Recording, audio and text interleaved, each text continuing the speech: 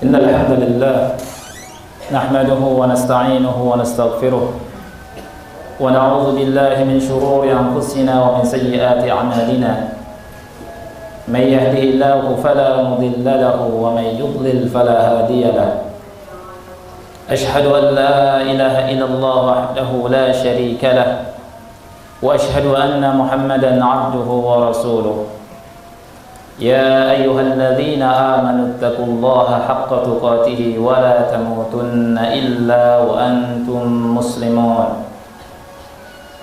يا أيها الناس اتقوا ربكم الذي خلقكم من نفس واحدة وخلق منها زوجها وبث منهما رجالا كثيرا ونساء واتقوا الله الذي تساءلون به والأرحام إن الله كان عليكم رقيبا يا أيها الذين آمنوا اتقوا الله وقولوا قولا سديدا يصلح لكم أعمالكم ويغفر لكم ذنوبكم ومن يطع الله ورسوله فقد فاز فوزا عظيما أما بعد فإن أصدق الحديث كتاب الله وخير الهدي هدي محمد صلى الله عليه وعلى آله وسلم وشر الأمور محدثاتها فإن كل محدثة بدعة وكل بدعة ضلالة وكل ضلالة في النار. Hadirin sidang Jumat yang Allah muliakan, dalam kesempatan yang mulia ini marilah kita tingkatkan keimanan kita dan ketakwaan kita kepada Allah Subhanahu wa taala, dan terus menerus kita berusaha meningkatkan iman dan ketakwaan kita. Karena dengan iman dan takwa kepada Allah Subhanahu wa taala, seorang hamba akan menggapai kebahagiaan yang hakiki di dunia dan di akhirat. Dengan iman dan takwa kepada Allah Subhanahu wa taala, Allah Subhanahu wa taala akan selamatkan hambanya dari api neraka. Karena ketahuilah hadirin Allah muliakan, bahwa kita semua diri-diri kita, jasad-jasad kita tidak mungkin sanggup menahan panasnya api neraka. Dengan dasar iman dan takwa kepada Allah Subhanahu wa taala, seseorang akan Allah masukkan dalam jannahnya yang penuh dengan kenikmatan. Dengan dasar iman dan takwa kepada Allah, adanya Allah muliakan, Allah akan memberikan kehidupan yang mudah di atas muka bumi ini bagi seorang hambanya, dan Allah beri rezeki dari arah yang tidak disangka-sangka. Allah berfirman, "Wa may yattaqillaha yaj'al lahu makhraja wa yarzuqhu min haitsu la yahtasib." Dan siapa orang yang bertakwa kepada Allah, Allah akan berikan jalan keluar dari kesempitannya, dan Allah Subhanahu wa taala akan memberinya rezeki dari arah yang tidak disangka-sangka. Hadirin sidang Jumat yang Allah muliakan, dalam khutbah yang singkat ini, khatib ingin berbicara sedikit tentang makna zulm, makna kezaliman dan jenis-jenisnya. Allah Subhanahu wa taala berfirman dalam surat Ibrahim, "Wala tahsabannallaha ghafilan 'amma ya'malu adh-dhalimun, innama yu'akhiruhum liyaumin tashkhasu fihi al-absar." Yang artinya, janganlah Anda sekali-kali mengira, janganlah Anda sekali-kali menyangka bahwa Allah Subhanahu wa taala itu lengah dari apa yang diperbuat oleh orang-orang yang zalim. Sesungguhnya Allah Subhanahu wa taala mengakhirkan mereka sampai pada suatu hari di mana seluruh mata terbelalak. Hadirin sidang Jumat yang Allah muliakan, az-zulmu, kezaliman, adalah meletakkan sesuatu bukan pada tempatnya. Dan para ulama kita menyebutkan 3 jenis kezaliman. Yang pertama adalah zulmul insan li rabbih, kezaliman seseorang kepada Rabbnya. Dan ini adalah min a'zamidz zulm, kezaliman yang paling besar, Yang kedua adalah zulmul insan li ghairihi, kezaliman seseorang kepada selainnya dari makhluk-makhluk Allah Subhanahu wa taala. Dan yang ketiga adalah zulmul insan li nafsihi, kezaliman seseorang kepada dirinya sendiri. Kezaliman yang pertama adalah asyirku billah, menyekutukan Allah Subhanahu wa taala. Allah Subhanahu wa taala berfirman dalam surat Al-An'am ayat yang ke-82, alladzina amanu wa lam yalbisu imanahum bidzulmin ulaika lahumul amnu wa hum muhtadun. Orang-orang yang beriman dan yang tidak mencampur adukan keimanan mereka bidzulmin, dengan kezaliman. Ulaika lahumul amnu, maka bagi mereka kata Allah Subhanahu wa taala adalah keamanan, dan mereka adalah orang-orang yang berada di atas hidayah. Ketika ayat yang mulia ini turun, hadirnya Allah muliakan, dirasa sangat berat oleh para sahabat Rasul sallallahu alaihi wasallam. Mereka berkata satu sama lain di antara mereka, ayyuna la yadhlimu nafsahu, siapa di antara kita yang tidak mendolimi dirinya? Alladzina amanu wa lam yalbisu imanahum bidzulmin, orang-orang yang beriman dan yang tidak mencampur adukan keimanan mereka dan kezaliman. Kata para sahabat, siapa di antara kita yang tidak mendolimi dirinya? Sampai perkataan mereka ini terdengar oleh telinga Nabi kita yang kita cintai, Nabi Muhammad sallallahu alaihi wasallam. Dan Rasulullah sallallahu alaihi wasallam meluruskan pemahaman mereka, sekaligus menjelaskan makna zalim dalam ayat yang mulia ini. Laisa huwa kama tadhunnun, innama huwa kama qala Luqman li ibnihi, ya bunayya la tusyrik billah, innasyirka la zulmun azim. Makna kezaliman dalam ayat yang mulia ini, kata Rasul, adalah bukan seperti apa yang kalian kira, wahai para sahabat, tapi maknanya adalah seperti yang Allah firmankan kepada Luqman Al-Hakim. Allah Subhanahu wa taala menjelaskan perkataan Luqman Al-Hakim kepada anaknya, ya bunayya, wahai anakku, la tusyrik billah, janganlah engkau menyekutukan Allah. Inna syirka la zulmun azim, sesungguhnya kesyirikan adalah kezaliman yang besar. Ini adalah perkataan Luqman Al-Hakim kepada anaknya yang Allah abadikan dalam Al-Quran, dalam surat Luqman. Kezaliman yang sangat besar adalah manakala seseorang menyekutukan Allah Subhanahu wa taala. Ketika seseorang tahu bahwasanya Allah Subhanahu wa taala yang menciptakannya, yang menghidupkannya, yang mematikannya, yang bisa mengangkat derajatnya, merendahkan derajatnya, yang memberinya rizki, yang mengatur alam semesta ini.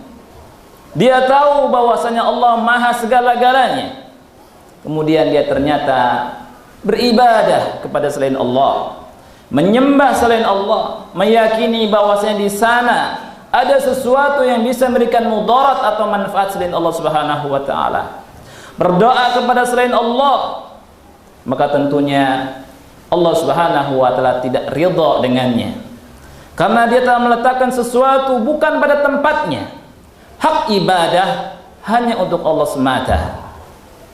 Ketika seseorang meyakini Allah pencipta, pengatur, dan seterusnya, tetapi dia menyembah dan menyekutukan Allah dengan lainnya, maka Allah tidak ridha. Oleh karena itu Allah Subhanahu wa taala berfirman, innallaha la yaghfiru ay yushraka bihi wa yaghfiru ma duna dzalika liman yasha. Sesungguhnya Allah Subhanahu wa taala tidak akan mengampuni dosa syirik, dan Allah akan mengampuni dosa di bawah itu bagi siapa yang Allah kehendaki. Dan Allah Subhanahu wa taala berfirman, innahu may yusyrik billah faqad harramallahu alaihi al-jannah wa ma'wahu an-nar wa ma lidh-dhalimin min ansar. Sesungguhnya siapa saja orang yang menyekutukan Allah, maka Allah haramkan atasnya surga, tempatnya itu neraka, dan tidak ada penolong bagi orang-orang yang mendolimi dirinya dengan melakukan kesyirikan.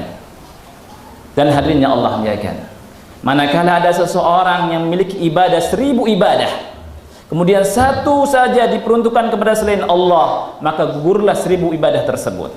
Kalau ada seseorang memiliki 1000 doa yang ikhlas untuk Allah Subhanahu wa taala, satu saja dia peruntukkan kepada selain Allah, maka gugurlah 1000 doanya. Allah Subhanahu wa taala tidak ridha dengan kesyirikan, dan kesyirikan adalah a'zam az-zulm, kezaliman yang paling besar, azlamuz zulm. Hadirin yang Allah muliakan, Allah Subhanahu wa taala menciptakan kita tidak lain dan tidak bukan agar kita mentauhidkannya, beribadah hanya untuknya. Allah berfirman, "Wa ma khalaqtul jinna wal insa illa liya'budun." Dan tidaklah aku menciptakan jin dan manusia melainkan agar mereka beribadah kepadaku, agar mereka mentauhidkanku, kata Allah Subhanahu wa taala. Kemudian hadirin Allah muliakan, kezaliman yang kedua adalah kezaliman seorang manusia kepada sesamanya di antara makhluk-makhluk Allah Subhanahu wa taala. Rasul yang mulia alaihi salatu wasallam bersabda dalam hadis yang sahih riwayat Muslim, "Ittaqul zulma, fa inna zulma dhulumatun yaumal qiyamah." Takutlah kalian terhadap kezaliman, karena kezaliman itu kegelapan-kegelapan pada hari kiamat. Kezaliman itu, kata Rasul sallallahu alaihi wasallam, hal-hal yang akan menjegal kita di hari kiamat. Zulm, zulumat, kata Rasul sallallahu alaihi wasallam. Rasul memperingatkan kita dari perbuatan zulm. Dan hadirnya Allah muliakan, apabila seseorang yang melakukan kezaliman di atas muka bumi ini luput, maka tidak akan luput di akhirat kelak. Allahumma adil. Dalam hadis yang sahih riwayat Imam Muslim dari Abu Hurairah radhiyallahu anhu, Rasulullah SAW pernah bertanya kepada para sahabat, "Wahai para sahabatku, tahukah apa yang dimaksud dengan muflis itu, orang yang bangkrut itu?" Mereka menjawab, "Al-muflisu fina man la dirham lahu wa la mata'." Orang yang bangkrut menurut kami, wahai Rasul, adalah orang yang tidak memiliki dinar, dirham, dan juga tidak memiliki harta perhiasan. Kemudian Rasul berkata, "Innal muflisa min ummati man ya'ti yaumal qiyamati bi salatin wa siyamin wa zakah." Sesungguhnya orang yang bangkrut itu dari kalangan umatku adalah orang yang membawa amalan-amalan besar. Salat disebutkan oleh Rasulullah SAW, di antara salat, puasa, dan zakat. Tidaklah terkenal dari orang tersebut melainkan ahlu salat, ahlu siyam, dan ahlu zakat.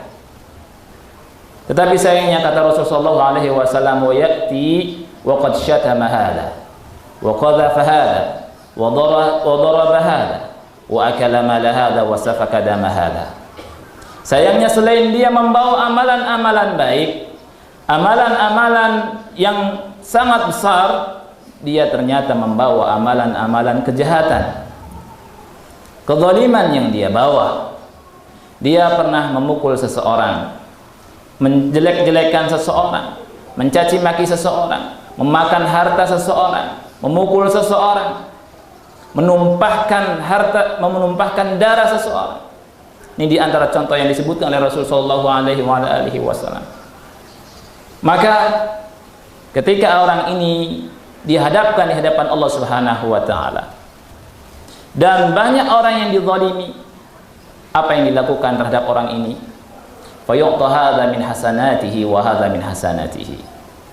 Maka orang-orang yang dizalimi tersebut di dunia diberikan oleh Allah Subhanahu wa taala kebaikan-kebaikan yang dia miliki, diambil kemudian diberikan kepada mereka yang pernah dizaliminya.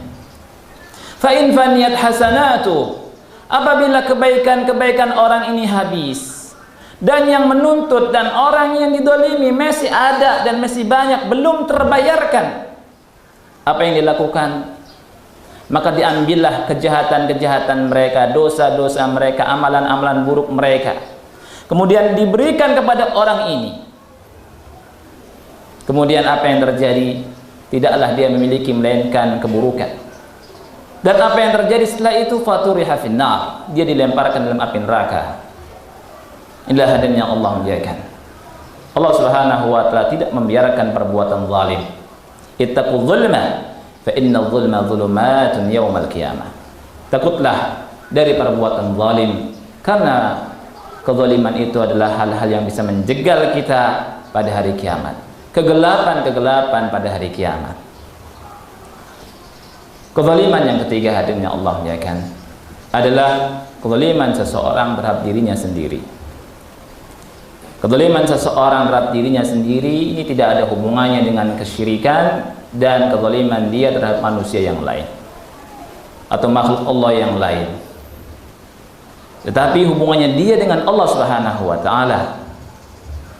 Dia melakukan perbuatan maksiat yang tidak ada hubungannya dengan dua hal di atas. Ini kata ulama, apabila Allah kehendaki Allah ampuni, dan apabila Allah kehendaki Allah akan azab dia.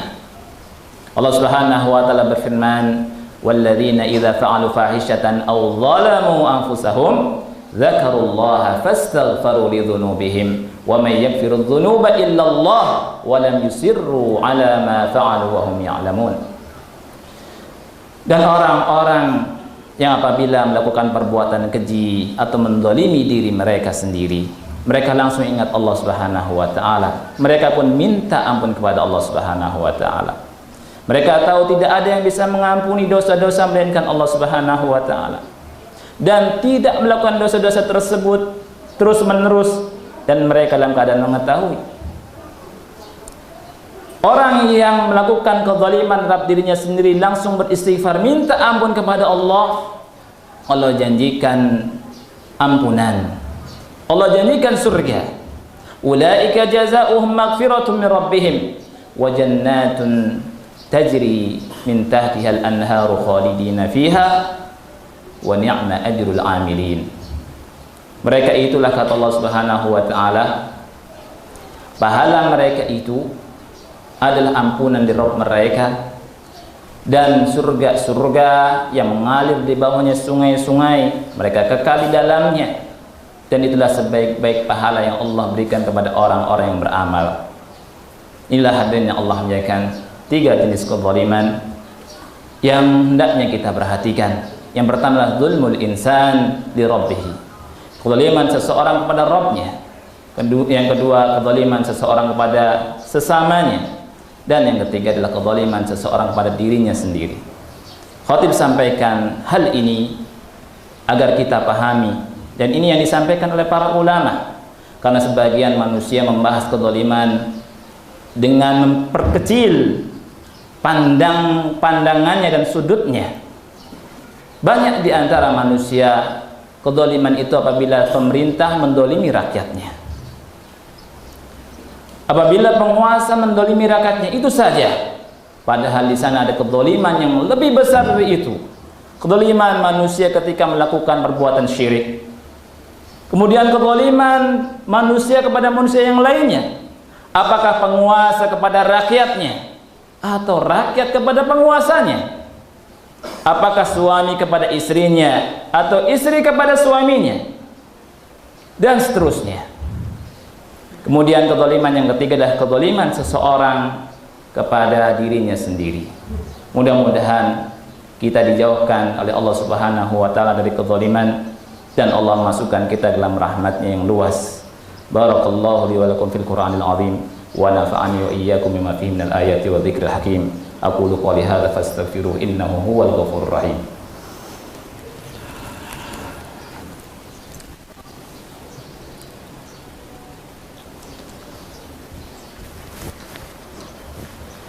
Alhamdulillah hamdan katsiran tayyiban mubarakan fihi kama yuhibbu rabbuna wa yardah. Asyhadu an la ilaha illallah wahdahu la syarika lah wa asyhadu anna Muhammadan 'abduhu wa rasuluh.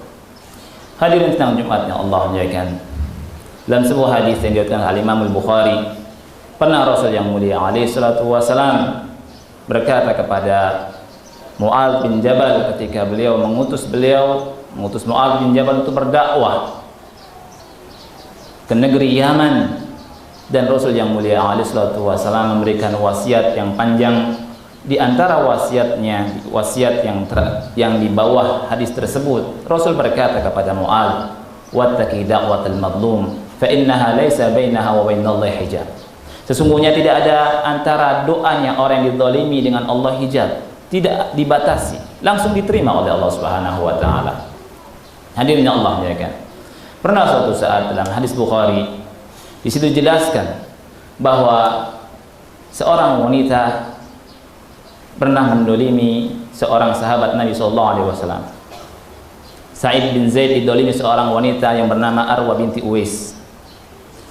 Dia tuduh mencaplok dan menggosok tanahnya. Sampai perkara ini disidangkan di depan Marwan bin Hakam. Dan wanita ini terus mendolimi beliau. Sampai suatu saat beliau berdoa kepada Allah Subhanahu wa taala dengan doanya, Allahumma in kanat kadhibah fa'anni basaraha waqtulha fi ardiha. Ya Allah, apabila wanita ini berdusta, maka butakan matanya dan matikan dia di buminya. Allah Maha Besar, hadirin Allah muliakan. Allah mendengar perkataan beliau, dan kata yang meriwayatkan hadis ini atau kisah ini, wanita tersebut matanya buta. Tidaklah dia berjalan kecuali tatalamas al-jidar, nempel di dinding, meraba-raba dinding, dan akhirnya masuk ke lubang dekat rumahnya dan meninggal. Benarlah apa yang disabdakan oleh Rasulullah SAW. Hati-hati dari doanya orang yang dizalimi, karena antara doanya orang yang dizalimi dengan Allah tidak ada hijabnya sama sekali. Juga doanya Imam Ahmad bin Hanbal ketika dia dizalimi oleh seorang Mu'tazilah yang bernama Ibnu Abi Du'ad, yang dengannya dia diseret dalam penjara, fitnah khalqil Quran, yang Imam Ahmad rahimahullahu ta'ala menyatakan Al-Quran adalah kalamullah. Dan waktu itu Ibnu Abi Du'ad mengatakan bahwa Quran makhluk. Diseret dengan sebabnya, dengan kezaliman, dengan kekejian, dimasukkan dalam penjara, terus mendolimi Imam Ahmad bin Hanbal. Sampai suatu saat Imam Ahmad bin Hanbal berdoa untuknya kepada Allah Subhanahu wa ta'ala. Dan sebelum meninggalnya Ibnu Abi Du'ad terkena penyakit falij, mati sebelah. Ketika manusia berkunjung kepada Ibnu Abi Du'ad, mereka bertanya, "Madza asabak ya Ibnu Abi Du'ad?" Apa yang menimpa Anda wahai Ibnu Abi Du'ad? Dia menjawab, "Asabatni da'watul Imam Ahmad." Aku telah ditimpa oleh doanya Imam Ahmad bin Hanbal.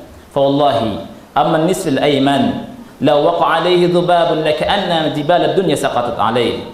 Wallahi amma nisfil akhar law qurida bil maqarid ma ahsastu alama.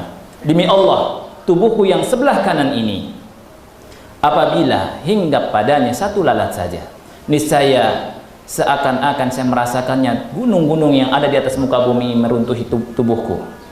Dan demi Allah, tubuhku yang sebelah kiri, seandainya dicincang-cincang bil maqarid, dengan alat yang tajam, saya tidak merasakan sakitnya sedikit pun. Benarlah apa yang disabdakan oleh Rasulullah SAW. Hati-hati dari doanya orang yang dizalimi, karena tidak ada hijab antara dia dengan Allah Subhanahu wa ta'ala. Ini adalah sebuah kisah, hadirin Allah muliakan, atau dua buah kisah yang menjelaskan tentang doanya orang yang dizalimi akan dikabulkan oleh Allah Subhanahu wa ta'ala langsung.